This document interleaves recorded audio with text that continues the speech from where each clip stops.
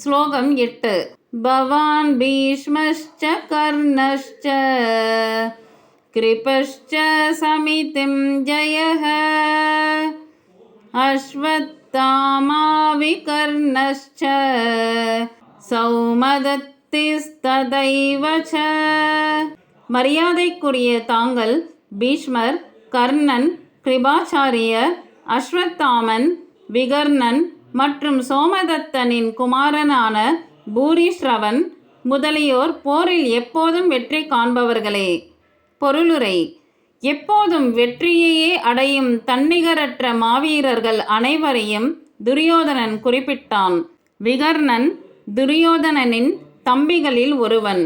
அஸ்வத்தாமன் துரோணரின் புதல்வனாவான் மற்றும் பாலிக நாட்டு மன்னனான சோமதத்தனின் மகனே பூரிஸ்ரவன் அல்லது சௌமதத்தி.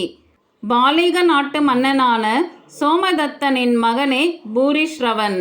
மன்னர் பாண்டுவை குந்தி மணம் செய்வதற்கு முன் பிறந்த கர்ணன் அர்ஜுனனுக்கு சகோதரனாவான்.